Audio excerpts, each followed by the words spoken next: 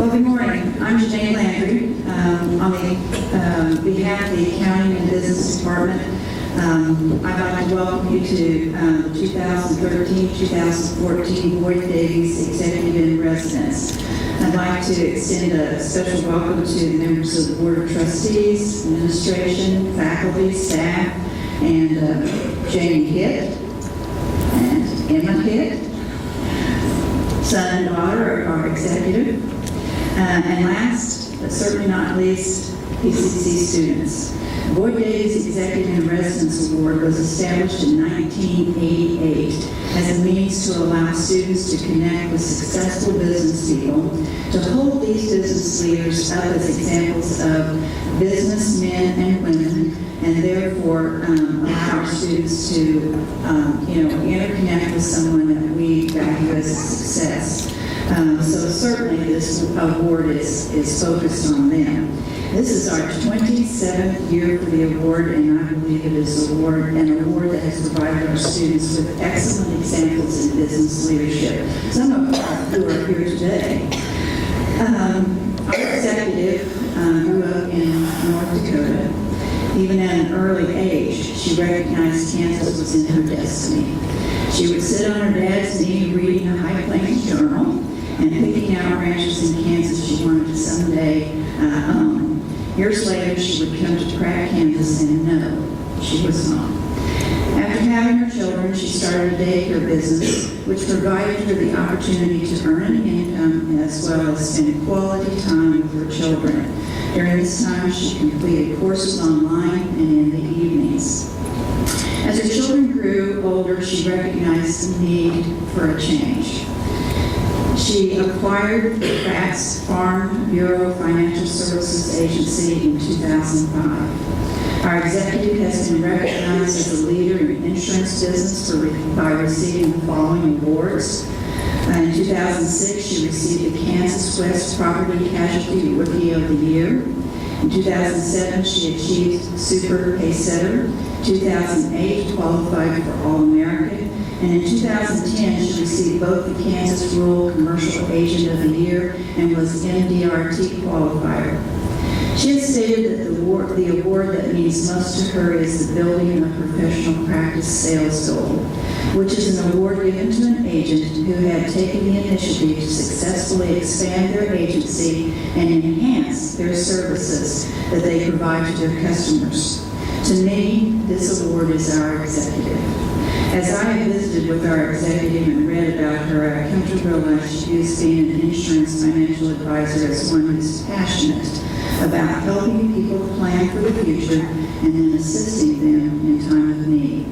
Engraved on this valuable award are the words, "Excellence is the result of caring more than others think is wise, risking more than others think is safe, dreaming more than others think is practical, and expecting more than others think is possible." These words are our executive.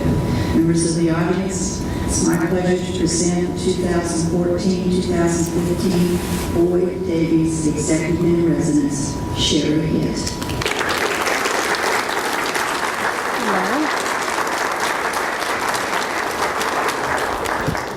Thank you. Thank you so much. I feel so privileged to be standing here today, and I can only hope that you're as excited as I am. There's just so much to share with you that it's not possible to confine it into the time that I've been allowed. So if any of you would like to learn more about a career opportunity in the insurance industry, please don't hesitate to give my office a call or let Mrs. Landry know, and she'll get in touch with me. I'd be happy to visit with you. Now, I hope you won't be disappointed, because I don't have a lot of tricks up my sleeve. And when I'm finished, you're still going to have to climb that stairs to success on your own. But what I do have to share with you is a story, and I hope that it lightens the load along the way. And it begins. I woke on a Monday. Need I say more? Do you know that feeling? Well, it probably was an ordinary Monday for most, but it was a very special Monday in my heart, because I knew when I went to bed the evening before, that when, and if God willing, I woke on that Monday, It would mark the end of a decade and the beginning of a new one. February 2nd represented the 10th anniversary of owning my own agency. Now, this may seem like no big deal, but in the insurance industry, it is a monumental milestone that has been fearfully imprinted in my mind since the day it began.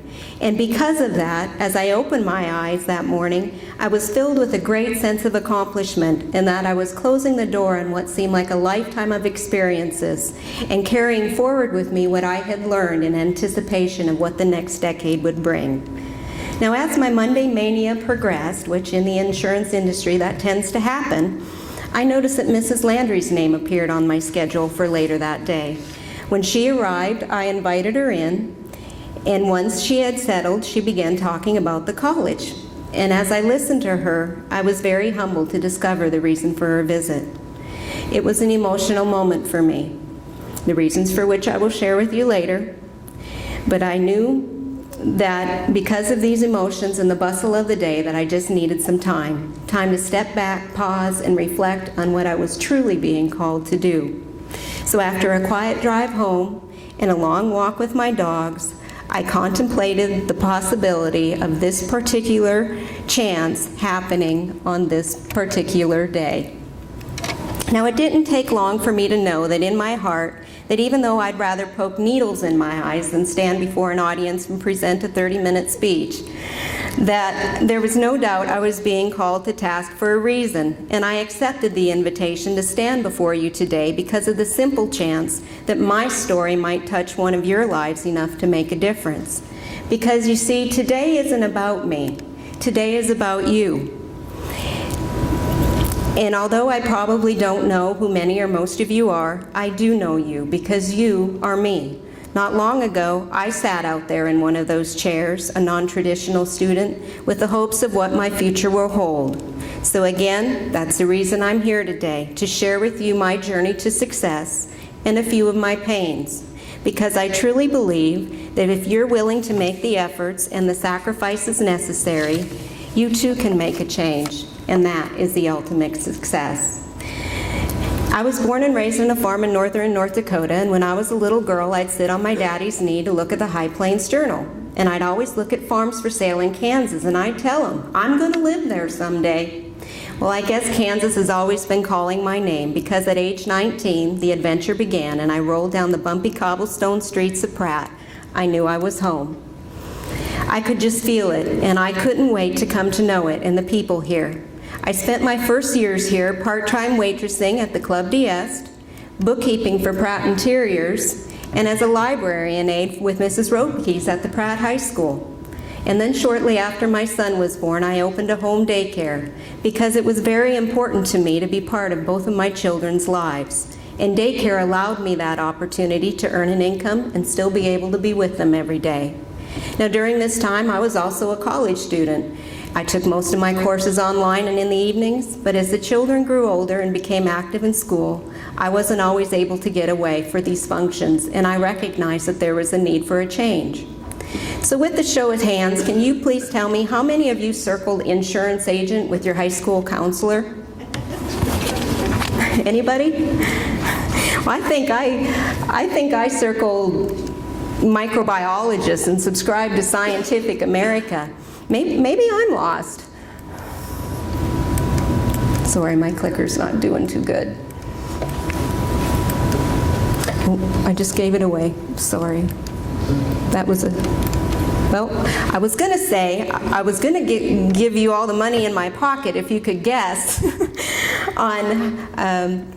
let me go back. Insurance agent is not a career that is given much thought, but I've been asked many times through the years what got you into the business, and I love the reaction when I see their faces. And I was going to say, I'll give you all the money in my pocket if you can guess why I became an insurance agent, but the answer is pink eye. Yes, it's the honest-to-goodness truth. There's not a lot of glory in it, but yes, pink eye was the ultimate motivator, the tipping point in where I stand today. And everyone knows that there's one thing for certain when you get a group of kids together, and that's germs. It was pink eye season, and eventually it took its toll on me, and I woke with my eyes pasted shut. Needless to say, I had to close down and head to the doctor. But when I arrived home to a quiet house that afternoon, I sat down for a cup of coffee and grabbed the newspaper. When I opened it, I seen an ad, a business opportunity to own an agency, and I said to myself, it's time to make a change. I went to update my resume and put a stamp on it, walked out to the mailbox, and then I called my husband and told him what I had done. Well, we both agreed that if this was meant to be, that we would be ready to take that leap of faith.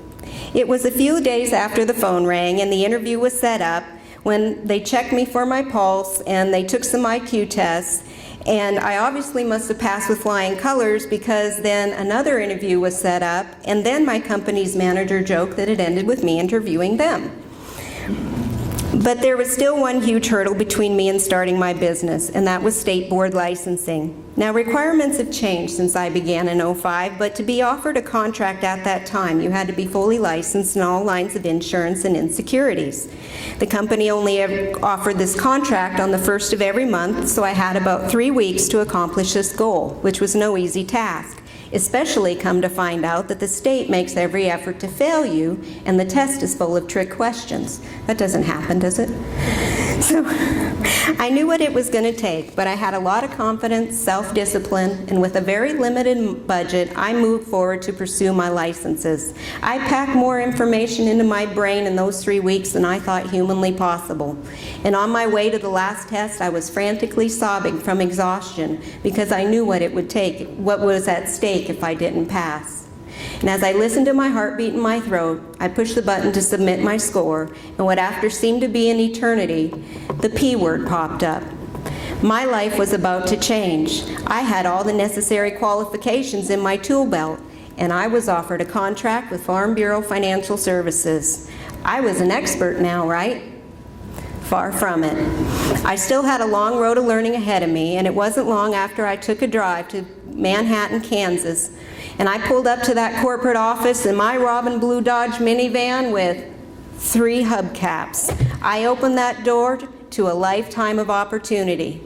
Now let's get back to that decade. I'll warn you, you'll know you're getting old when you're able to look back on your life in terms of decades. But in the insurance industry, a decade, as I said before, is a very important career milestone. Quite simply, it is noted as a separation between success and failure. And as I was contemplating what I would say to you today, out of curiosity, I Googled insurance agent qualifications, and Investopedia popped up. I got a good chuckle out of what it had to say, and if I would have done this a decade ago, I'm not so sure I would have pursued it. It didn't give a long list of degrees or educational qualifications. It merely stated, insurance is not a profession for the thin-skinned or faint of heart. Maybe that's why they took my pulse.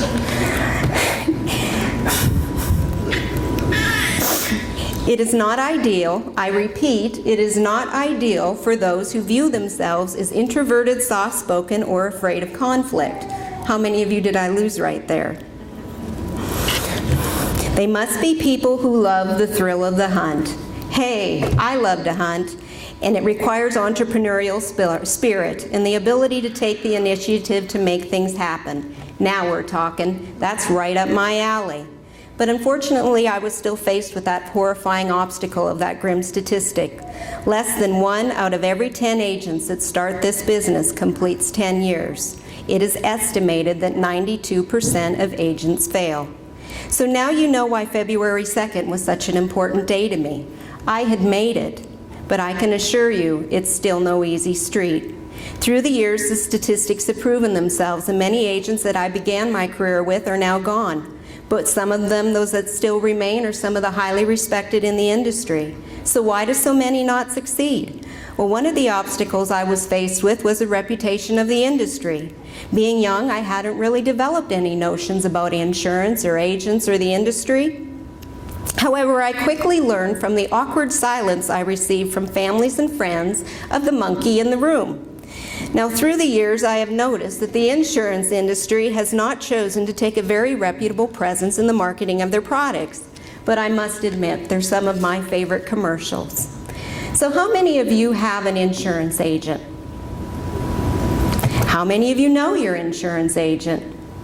How many of you know what your insurance agent does? Well, I'm often asked, what do you do? Well, this question is impossible to answer in just a few short sentences, so it's still very puzzling to people. Some days it's still puzzling to me, because there's been days I've been screamed at because someone's phone bill went up. But to be politically correct, I'm an independent contractor with a multi-line company who sells products and services, and in addition, because of my appointment as a financial advisor, I also offer services of comprehensive financial planning. Now, the company has chosen me to find qualified prospects to offer these products and services to. And once the contracts are signed, I represent the company and I represent the client, which deems me the mediator. Well, insurance contracts are offering a promise for a consideration, a premium. So it is a known fact that these contracts are written in ambiguity, impossible for the clients to understand, so they need a translator. The company then pays me a commission on the percentage of premium that they receive for my time and investments I made to secure and service these clients. And with these commissions, I fund the expenses and operations of my agency. But there's one little problem. I can assure you, no one really wakes up in the morning wanting to spend their money on insurance. Starbucks maybe, but not insurance. Yet it is one of the household's highest expenses. And because of that, most people just hear the word insurance and scream. Now, why is that? And if insurance is in such high demand, why do so many agents fail? Well, one reason I believe they fail is that they are focused on the wrong outcome. Agents with the wrong intentions spend their time trying to sell you something. Well, they may be able to have short-term success, but prospects and customers are going to see right through them, and they're going to know that you don't care. This is a people business. This is a relationship business. Yes, it's required that you set a business plan and have financial goals, but I will assure you that the only way that you are going to hit these goals is if you focus on helping your clients achieve their goals. This can be a very difficult task when you're faced with meeting company expectations and payroll. It takes a lot of faith.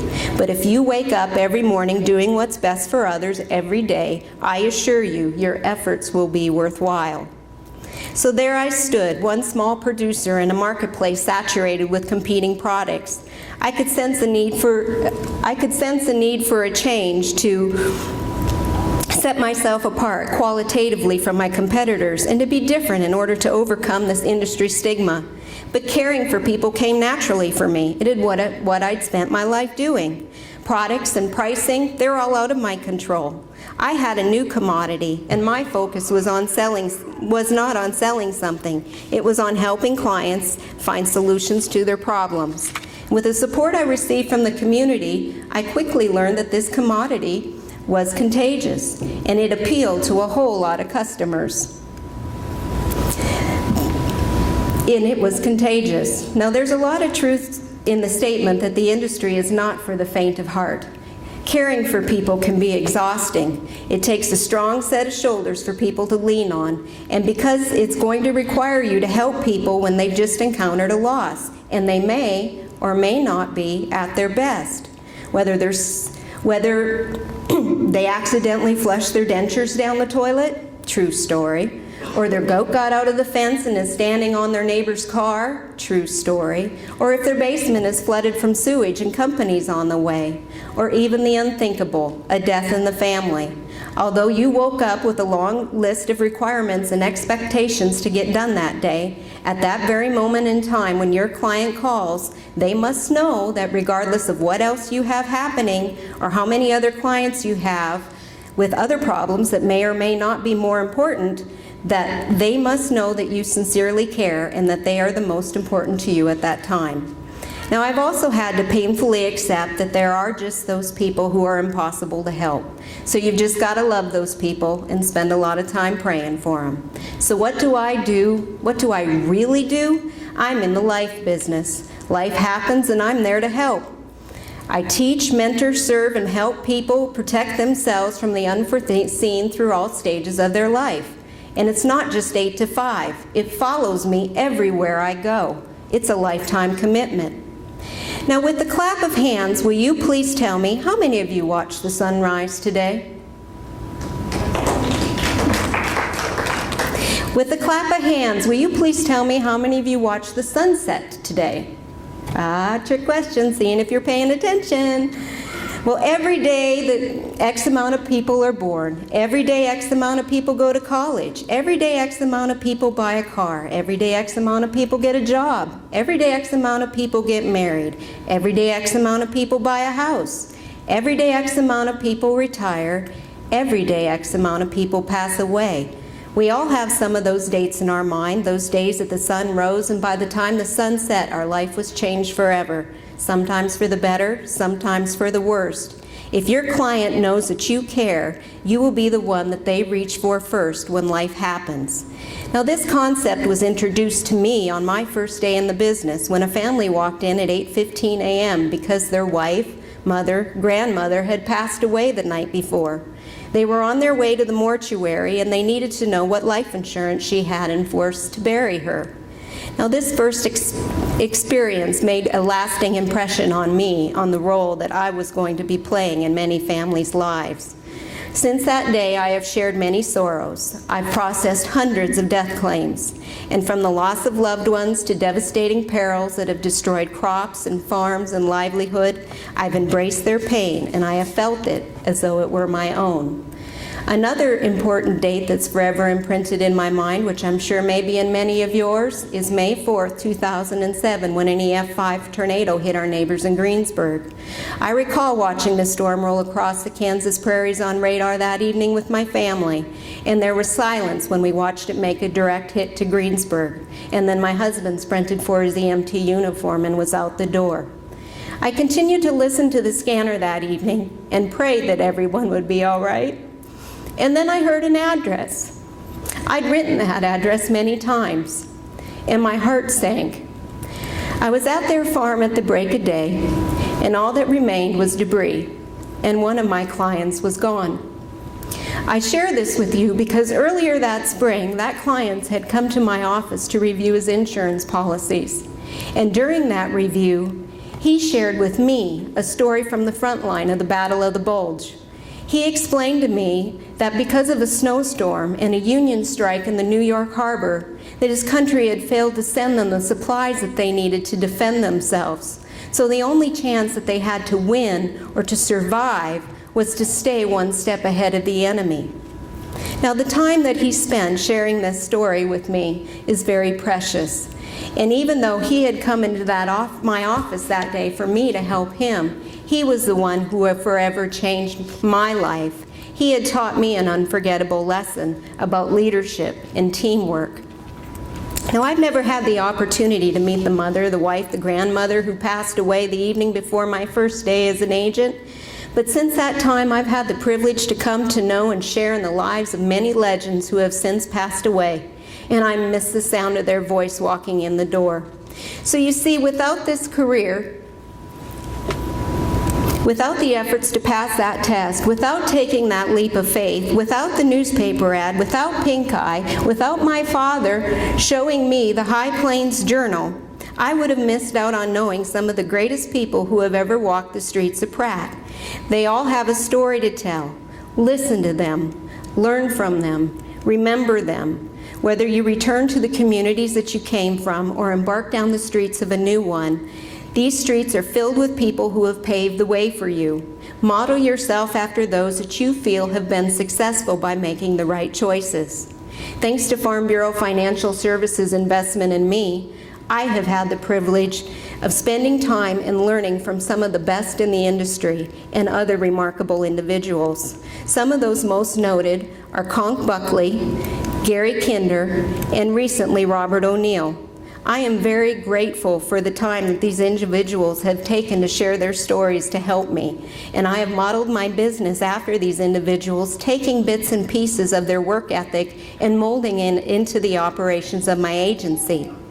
Now let's get back to those Robin Blue minivan days. I had passed those 4 tests, which meant I was an expert, right? Not yet. The best advice I can give is first educate yourself and then never stop educating yourself. Your presence here today shows that you understand the value in the education. PCC, the business department, the professors here are some of the finest in the nation, and I was pleased to note that they too have been recognized for their excellence with the Aspen Prize, because I agree they are most deserving of it. Not only because of the academics that they provide, but because they sincerely care about your success. Now, I do not have a formal degree, yet I have never stopped educating myself. And one of the things I noticed from successful agents in my industry is that they had a lot of initials behind their name. So if you notice, there's a string of initials behind my name. These financial service industry designations are not for prestige. Rather, they are symbols of commitment and accountability to my clients. It occurred to me very early on in my career that the more educated I was, the more prepared I would be to help my clients. So instead of memorizing tricky sales closing lines, I chose to invest to study and earn these industry designations, to be prepared professionally to assist my clients with the tools they need to make the best business decisions for themselves to achieve their goals. Being an insurance agent is a huge responsibility. My clients trust me to make decisions that are going to affect the rest of their lives. I must be able to translate what I have learned in a book and apply it to the stories of their lives. Now, many of these things you will need to know will be learned in a book, but what you don't learn in a book is going to be written in your hearts.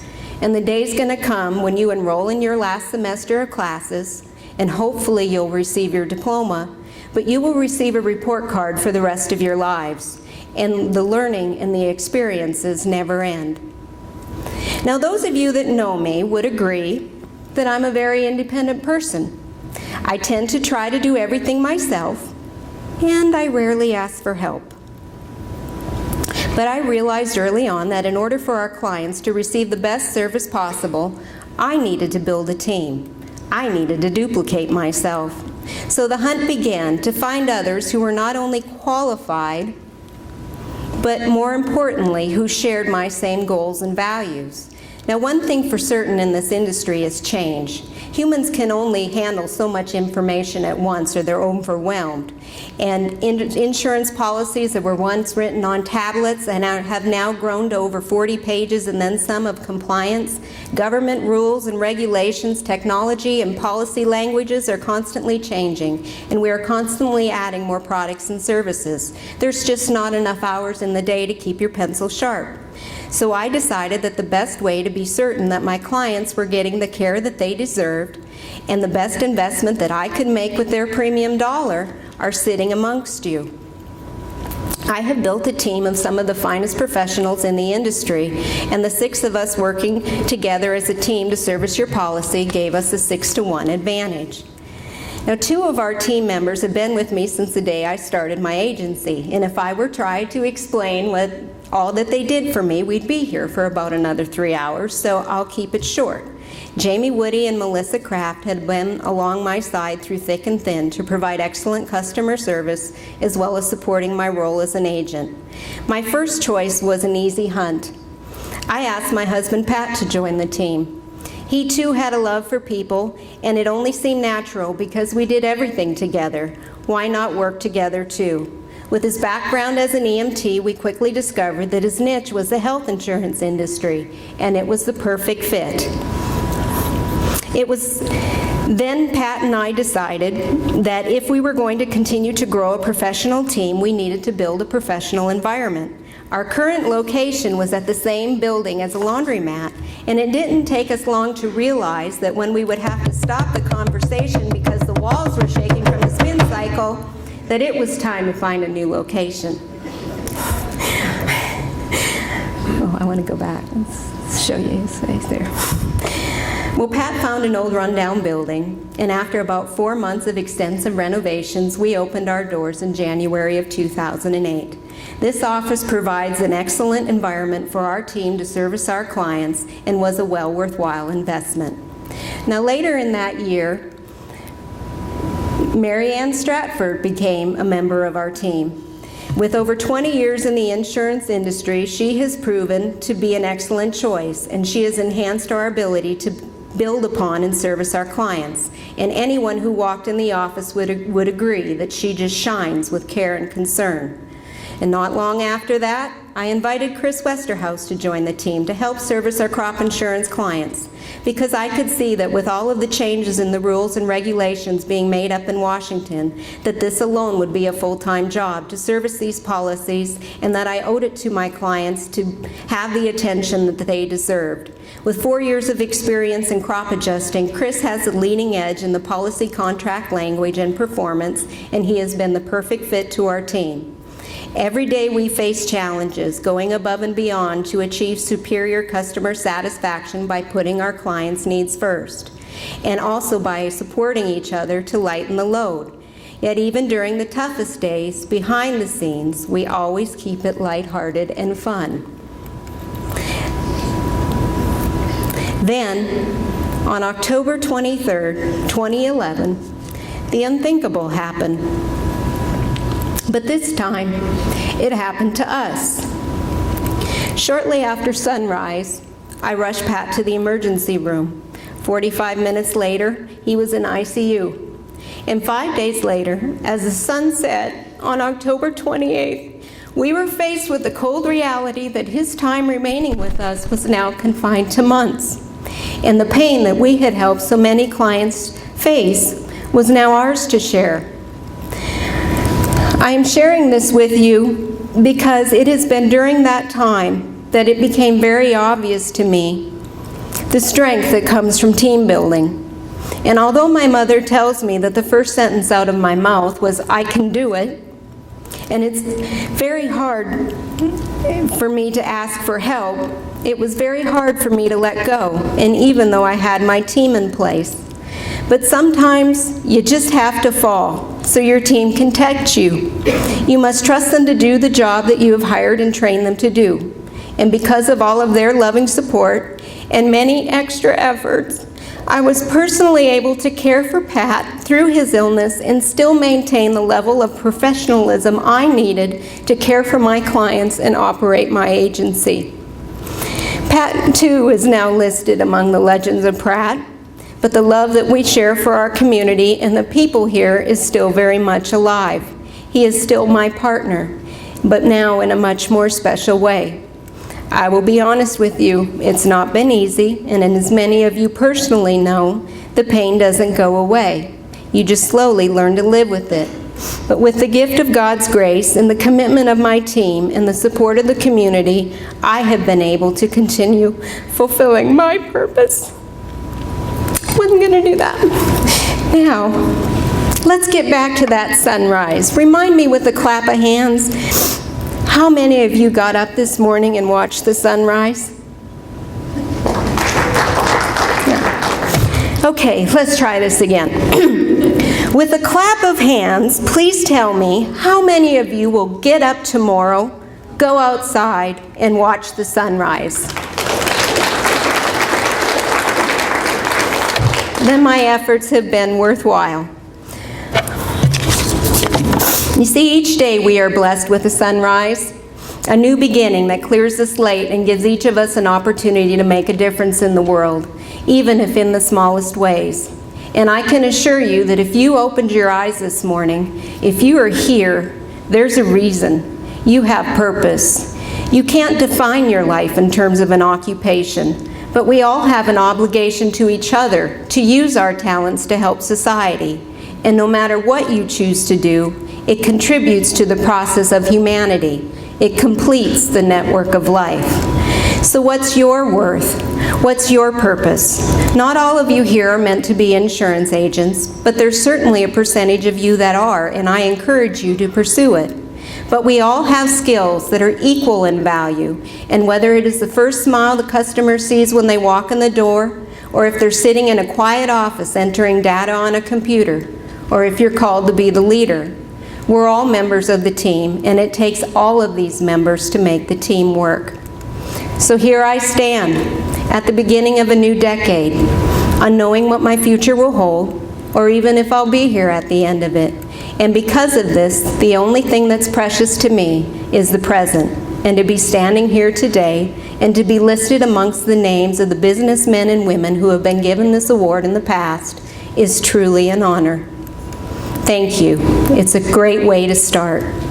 I accept this award in honor of my husband, Pat, because without his encouragement and belief in me, I would not have had the courage to stand before you today. The best advice that I can give you is be authentic, be accountable, educate yourself, make sacrifices, inspire others, and most importantly, listen, because everyone has a story to tell. You are the future of America, the next decade of change. Whatever path you choose, do it well. We're all counting on you.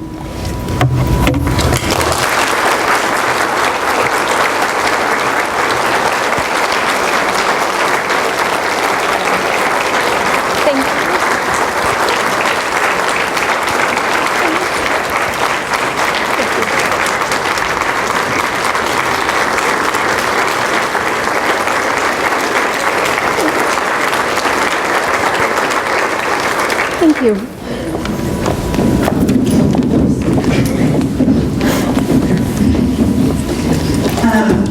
I'm going to go ahead and step off here. As I was writing my intro, there was a phrase that I wanted to use, but I wasn't for sure I could really do this tongue twister as I kind of think of it in my own mind. But ever since I met Cheri, ever since I've had the privilege of knowing things about her and learning about her, I find that she is passionately compassionate, and that makes her team, her business, and her clients the best. I thank you for coming today. We are adjourned. I forgot the awards down. So we'll go down and get them.